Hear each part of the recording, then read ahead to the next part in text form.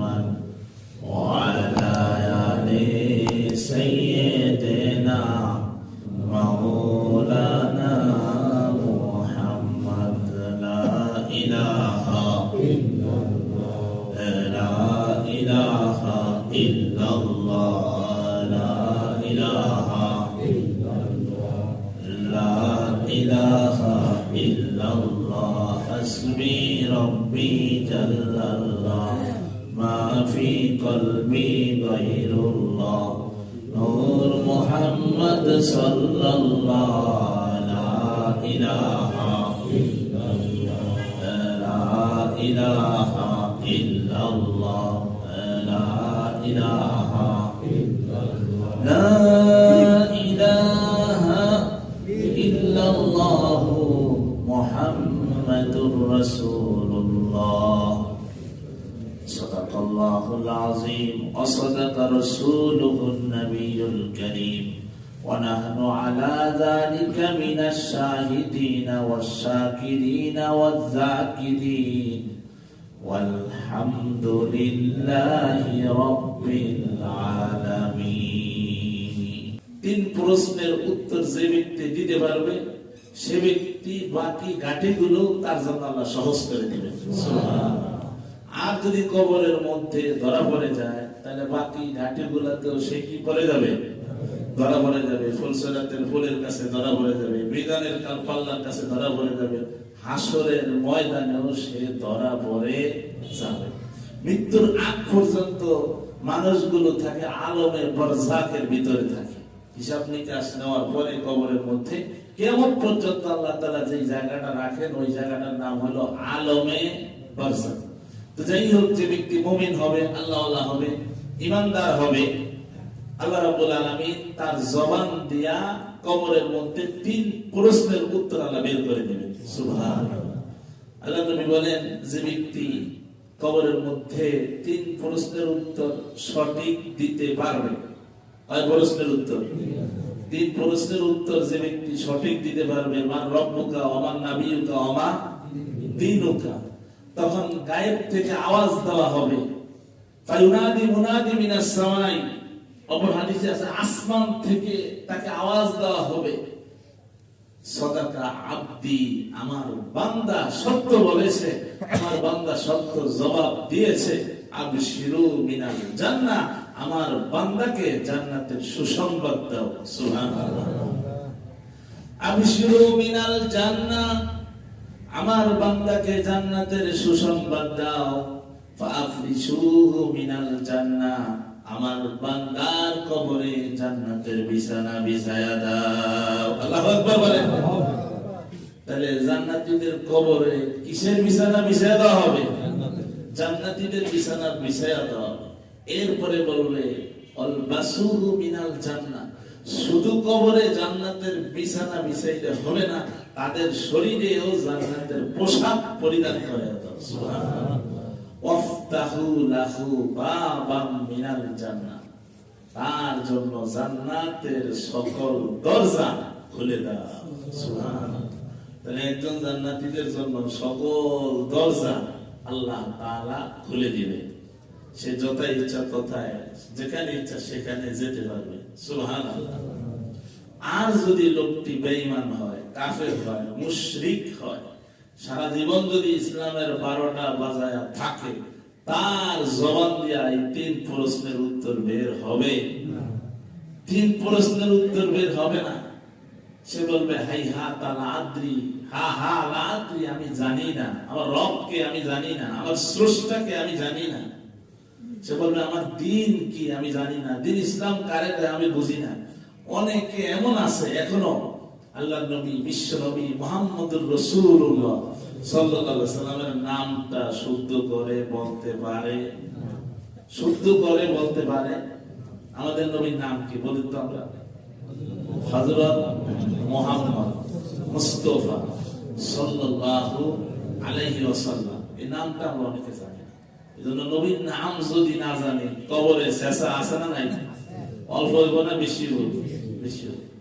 এত কিছুর নাম জানি, 4 সপ্তাহ যারা মারে এদের নাম জানি, কোন সময় কোন খেলা চলে, কোন দেশে কোন খেলা চলে সব জানি, কিন্তু মুসলমানের নবীর নামটা আমরা শুদ্ধ করে জানি। অথচ অনেক হিন্দু, অনেক কাফের মুশরিক বেঈমানেরা বিভিন্ন ভিডিওতে দেখা যায়, অনলাইনে, ইউটিউব এরকম দেখা যায়, এরা মুহাম্মদ সাল্লাল্লাহু আলাইহি ওয়াসাল্লামের নাম কিন্তু সুন্দর করে বলতে পারে। ওই যে বলেছিলাম, গুরুদত্ত সিং একটা বই লিখছে নবীর শানে, তোমাকে ভালোবাসি হে নবী। আমি কিন্তু বইটা পড়েছি, বাংলা করেছে আবু তাহের মেজবাসা, এত সুন্দর করে বাংলা করছে। ওটা বললে আপনি বুঝতে পারবেন যে আপনি আমি রসুল সম্পর্কে কি জানি, রসুলের জীবনী সম্পর্কে আপনার আমার কতটুকু জানা আছে, কিন্তু একজন হিন্দুর যতটুকু জানা আছে। আল্লাহু আকবার কন। এজন্য আমাদের বুঝের অভাব, জানার অভাব। কথা বলেন ঠিক না ঠিক? এজন্য আমাদের নবীর নামটাকে আমরা শুদ্ধ করে জানবো, হযরত মুহাম্মদ মুস্তাফা সাল্লাল্লাহু আলাইহি ওয়াসাল্লাম। যে ব্যক্তি মুমিন হবে, ঈমানদার হবে, নবীর যে ব্যক্তি আদর্শকে অনুসরণ অনুকরণ করবে, আল্লাহ তাআলা তার জবান দিবে, বের করে দিবেন, হাযা সাইয়্যিদুনা মুহাম্মদুর রাসূলুল্লাহ সাল্লাল্লাহু আলাইহি ওয়াসাল্লাম, ইনি তো আমাদের নেতা মুহাম্মদ সাল্লাল্লাহু আলাইহি ওয়াসাল্লাম। আর যদি বেঈমান হয়, জবান দিয়ে বের হবে না, তখন ফায়ুনাদি মুনাদি মিনাস সামাই, গায়েব থেকে আওয়াজ দেওয়া হবে, আন্না কাযাবা আব্দি, আমার বান্দা মিথ্যা বলেছে। কি বলেছে? আমার বান্দা মিথ্যা বলেছে। ফাফরিশুহু মিনান নার, তার কবরে জাহান্নামের বিছানা বিছায়া দাও, জাহান্নামের বিছানা বিছায়া দাও। ওয়ালবাসুহু মিনান নার, তার শরীরে জাহান্নামের পোশাক পরিধান করায়া দাও। ওয়াফতাহু লাহু বাবাম মিনান নার, তার জন্য জাহান্নামের যতগুলো দরজা আছে সব দরজা খুলে দাও। জাহান্নামের সব দরজা খুলে দেওয়া হবে। জাহান্নামের মধ্যে কি থাকবে? বিশ্বনবী মুহাম্মদ রাসূলুল্লাহ সাল্লাল্লাহু আলাইহি ওয়াসাল্লাম বলেন, জাহান্নামের মধ্যে বড় বড় সাপ বিচ্ছু থাকবে, টেকো সাপ থাকবে, টেকো সাপ।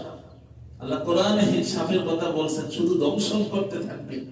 যারা যাকাত আদায় করে নাই, অন্যান্য শাস্তির অপরাধী যারা আছে, এই টেকো সাপ তাদেরকে দংশন করতে থাকবে আর বলবে, আনা মালুকা ওয়া আনা কানজুকা, আমি তোমার মাল, আমি তোমার সম্পদ। যেই মালকে মহব্বত করছো, সম্পদ করছো, জমা করছো, সঞ্চয় করছো, আমার রাস্তায় দান করো নাই, এইভাবে কিয়ামতের দিন তার সম্পদ তাকে টেকো সাপ হইয়া দংশন করতে থাকে।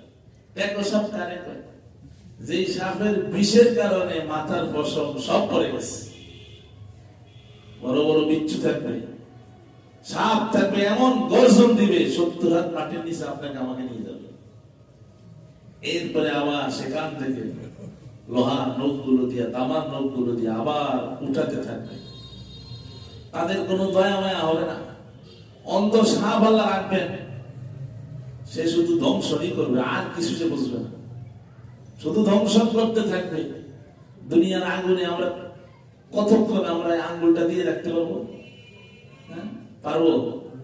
জাহান্নামের আগুন, বিশ্বনবী মুহাম্মদুর রাসূলুল্লাহ সাল্লাল্লাহু আলাইহি ওয়াসাল্লাম হাদিস শরীফের মধ্যে ইরশাদ ফরমান, দুনিয়ার আগুন থেকে জাহান্নামের আগুনের তেজ 69 গুণ বেশি হবে। কয় গুণ বেশি হবে? 69 গুণ বেশি হবে। তাহলে দুনিয়ার আগুনে আমরা কিছুক্ষণ আঙ্গুলটা দিয়ে রাখতে পারি না, জাহান্নামের আগুনে কিভাবে আমরা চলবো? এই চিন্তা ফিকির আমাদের নাই। আমাদের চলাফেরা বোঝা যায় যে আমরা মরবো না, সবাই দুনিয়াতে চিরদিন বেঁচে থাকবো। কথা বলেন ঠিক না ঠিক? যাই হোক, তাহলে জাহান্নামীদের ভয়ানক অবস্থা হবে। আল্লাহ তাআলা আদম আলাইহিস সালামকে বলবেন, আপনি আপনার উম্মতের জাহান্নামীদেরকে বের করেন। হযরতে আদম আলাইহিস সালাতু ওয়াস সালাম আল্লাহকে বলবেন, আল্লাহ কতজন বের করব? আল্লাহ বলেন, আল্লাহ কিয়ামতের দিন বলবেন 99 জন। শতে কয়জন? 99 জন যদি জাহান্নামী হয়, তাহলে জান্নাতে যাইবে কে? অন্য রাতে আছে 1999 জন, 1999 জন, তাহলে হাজারে যাইবে একজন। এর হয়তো বলা হয়েছে যেখানে 99 জন শুধু বলা হয়েছে, সেখানে শুধুমাত্র কেবলমাত্র বিশ্ব নবী মুহাম্মদ রাসূলুল্লাহ সাল্লাল্লাহু আলাইহি ওয়াসাল্লামের উম্মতকে বোঝানো হয়েছে। আর যেখানে 999 জন বলা হয়েছে, সেখানে আদম আলাইহিস সালাম থেকে শুরু করে বিশ্ব নবী মুহাম্মদ সাল্লাল্লাহু আলাইহি ওয়াসাল্লাম পর্যন্ত যত মানুষ আসবে সকলকে বোঝানো হয়েছে। তাহলে হিসাব করেন, হাজারে কয়জন যাইব? 999 জন জাহান্নামে যাইব, তাহলে একজন। এবার চিন্তা করেন, ওই সিরিয়ালে কে বলবে? আমাদের চলাফেরা বোঝা যায় আমরা সবাই জান্নাতে যাব নাকি? আল্লাহ আমাদেরকে বোঝার তৌফিক দান করুন।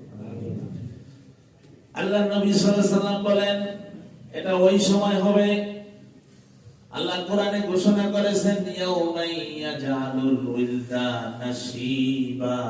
এই পরিস্থিতিটা কোন সময় হবে? যেই সময় যুবক বৃদ্ধ হয়ে যাবে। ইয়াউমাইয়া জাআলুল উইলদানা শিবা, যুবক বৃদ্ধ হয়ে যাবে, গর্ভবতী নারীর গর্ভপাত হয়ে যাবে, সে টের পাবে না, বলতেই পারবে না। মানুষগুলো আসরের ময়দানে মদ খাইলে যেমন মাতাল থাকে ওইরকম থাকবে, আসলে তারা কেউ মদ পান করে না। নেশাগ্রস্ত ব্যক্তির মতো থাকবে, আসলে তারা নেশাগ্রস্ত নয়। আসরের ময়দানের ভয়াবহতা, হিসাবের ভয়াবহতা তাদেরকে পেরেশানি করে রাখবে। সেই কিয়ামতের অবস্থা আমাদের সকলের সামনে আছে না নাই? সেখানে সমস্ত মানুষ 3 দলে বিভক্ত হবে। কয় দলে?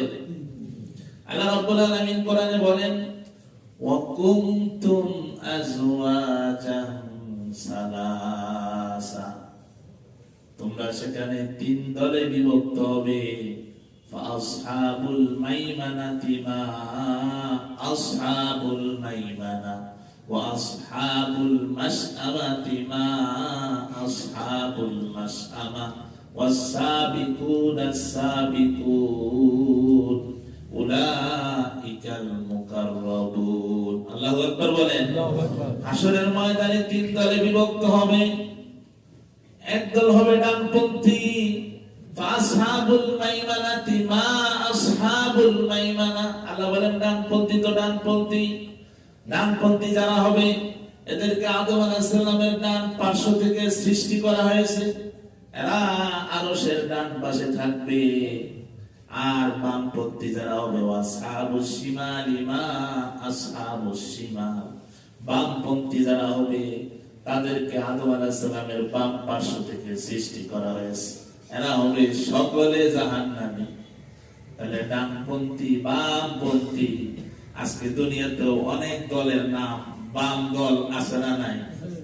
এরা কোন দলে? আল্লাহ আমাদেরকে বুঝার তৌফিক দান করুন। কিয়ামতের দিন বাম দলে যারা হবে তারা জাহান্নামে যাবে। আমি বলি না, আল্লাহ কোরআনে বলেছেন ওয়া আসহাবুশ শিমালি মা আসহাবুশ শিমাল, বামপন্থী তো বামপন্থী, অর্থাৎ বামপন্থীদেরকে আদম আলাইহিস সালামের বাম পার্শ্ব থেকে সৃষ্টি করা হয়েছে, এরা হবে জাহান্নামী। ওয়াস-সাবিকুনাস সাবিকুন, অগ্রবর্তী তো অগ্রবর্তী। অগ্রবর্তী কারা হবে?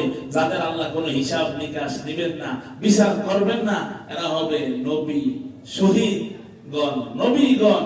এরা হবে যারা আল্লাহর রাস্তায় শহীদ হয়েছে, এবং সমস্ত নবীদেরকে আল্লাহ তাআলা বিনা হিসাবে আল্লাহ জান্নাত দিয়ে দিবেন। সুবহানাল্লাহ। নবী, শহীদ এবং সিদ্দিক, তারা সত্যবাদী ছিল, সত্যের উপরে অটল অবিচল ছিল, দিন ইসলামের জন্য যারা জীবন দিয়েছে, কিন্তু বাতিলের সামনে যারা মাথাকে নত করে নাই, ইসলামকে প্রতিষ্ঠা করার জন্য নিজের জীবনকে দিয়ে দিয়েছে, আল্লাহ তাআলা তাদেরকে বিনা হিসাবে জান্নাত দিয়ে দিবেন। সুবহানাল্লাহ। এজন্য আল্লাহ বলেন ওয়াস-সাবিকুনাস সাবিকুন, অগ্রবর্তী তো অগ্রবর্তী। এরা কারা হবে? উলাইকাল মুকাররাবুন, এরা হবে আল্লাহর নৈকট্য প্রাপ্ত বান্দা। সুবহানাল্লাহ। তবে সূরা আরাফের মধ্যে আরেকটা দলের কথা আল্লাহ বলছেন। এই সূরার মধ্যে 3টা দলের কথা বলছেন, সূরা আরাফের মধ্যে আল্লাহ আরেকটা দলের কথা বলছেন। তারা এত বেশি আমল করে নাই যার কারণে আল্লাহ তাদেরকে জান্নাত দিবে, আবার এত বেশি পাপও করে নাই যার কারণে আল্লাহ তাদেরকে জাহান্নামে দিবে। এরা আরাফের মধ্যে থাকবে, কখনো এদের চেহারা থাকবে জান্নাতের দিকে, আবার কখনো এদের চেহারা থাকবে জাহান্নামের দিকে। জান্নাতের দিকে আফসোস করবে, হায় রে আরেকটু যদি দুনিয়াতে আমল করতে পারতাম, আরেকটু যদি কোরআনের কথাগুলো শুনতে পারতাম, দুনিয়াতে ইসলামের পথে যদি চলতে পারতাম, এরকম আফসোস করবে, কিন্তু জান্নাতে যাইতে পারবে। আবার কখনো এদের চেহারা জাহান্নামের দিকে ফিরিয়ে দেওয়া হবে, জাহান্নামের দিকে যখন ফিরিয়ে দেবে তখন আফসোস করবে, হায়রে আরেকটু যদি আমল করতে পারতাম, তাহলে তো জাহান্নামের দিকে এরকম তাকিয়ে থাকতে হইতো না।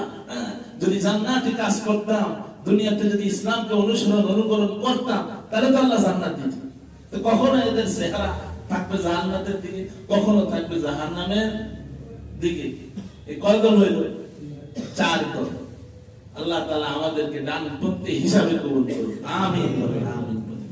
এই জন্য 4 দলের সদস্য, এই 4 দলের মধ্যে ডানপন্থী সদস্য জান্নাতি দল হিসেবে যেন আল্লাহ আমাদেরকে কবুল করে।